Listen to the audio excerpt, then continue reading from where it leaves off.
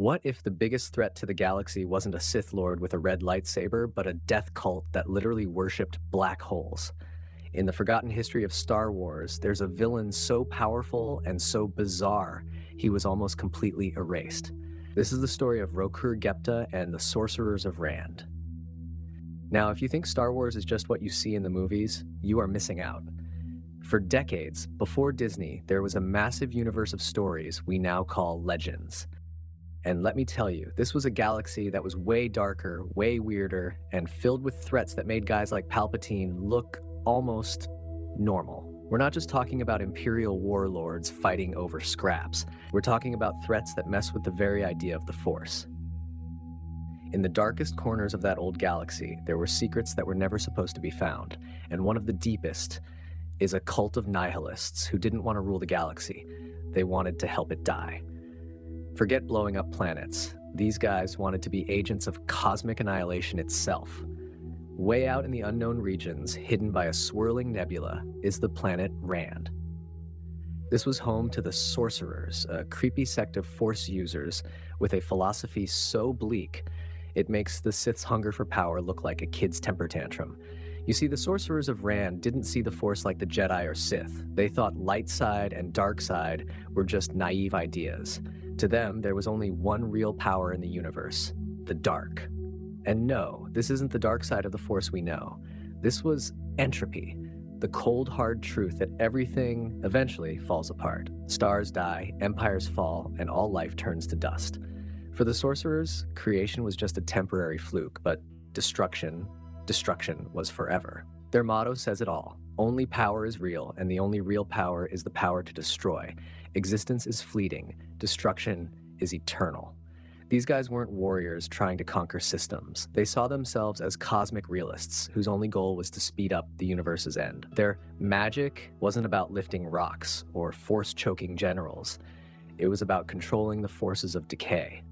They could harness energy from black holes and see the future through something they called dark sight, which let them see all possible timelines and steer events toward the most chaotic, destructive outcomes possible. This pushed the galaxy one step closer to its final end. This wasn't just a belief system, it was a weapon. By embracing total nothingness, they unlocked some insane powers. They could look at a battlefield and sense exactly how close every soldier was to death, and then give them a little mental nudge to make a fatal mistake. They could even use an ability called Dark Shear to blast a target with so much entropic energy that they would rapidly age and crumble into dust. Compared to these cosmic horror priests, the Sith were just angry politicians with laser swords. And at the head of this death cult was a leader just as terrifying as his philosophy, the High Priest, Rokur Gepta. While he's mostly a puppet master in the novel Children of the Jedi, other Legends books like the Lando Calrissian Adventures give us a much weirder picture. According to those stories, he was a member of the Croak species, a race of small, slug-like creatures with a talent for casting illusions. And this guy had been alive for an insane 20,000 years.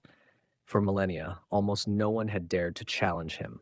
His whole being was described as an emptiness that could only be filled by causing pain and holding power.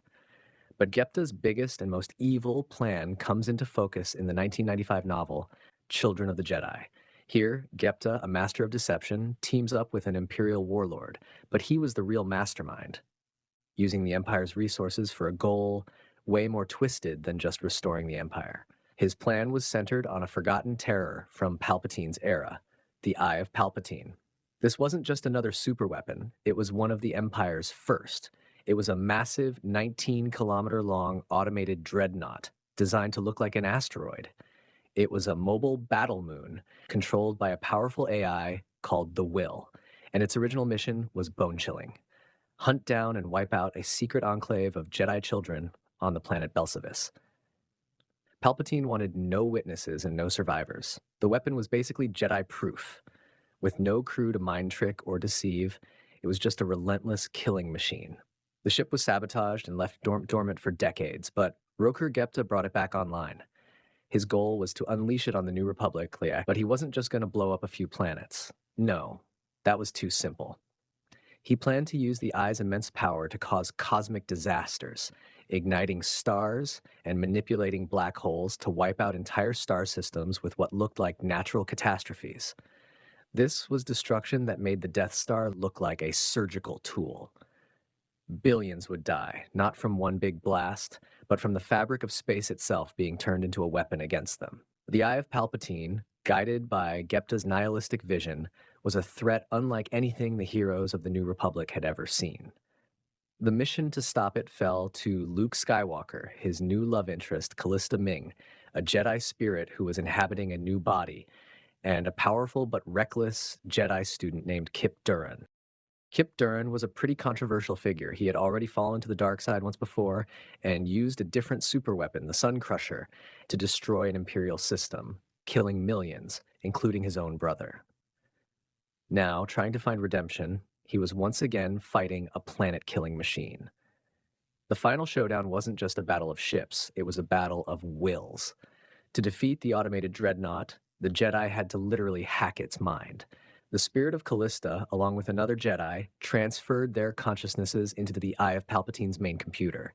They seized control from the inside and programmed the ship to fly straight into a star, sacrificing themselves to destroy the weapon and Gepta's grand plan along with it. So, with a villain this terrifying and a threat this huge, why has Rokur Gepta been completely forgotten? Why do we talk about Thrawn, Revan, and Nihilus while Gepta and the Sorcerers are basically a footnote? Well, there are a couple of reasons. First, they barely appeared in the expanded universe. They were the main villains in one single, pretty dense novel from 1995 and got a few mentions elsewhere. They were never in a game, a comic, or a movie, so they never got that visual treatment that makes characters like Darth Maul or Thrawn so iconic. Second, their whole deal was just hard to sell. How do you even visualize a villain whose main weapon is entropy? The Sith are driven by anger, passion, greed, emotions we get. Gepta and his cult were driven by a philosophical obsession with nothing. It's a chilling idea, but it's also really abstract, more like a cosmic horror story in a franchise that usually sticks to space opera. When the Legends timeline was officially ended in 2014, it sealed their fate, sending them to the forgotten shelves of Star Wars history.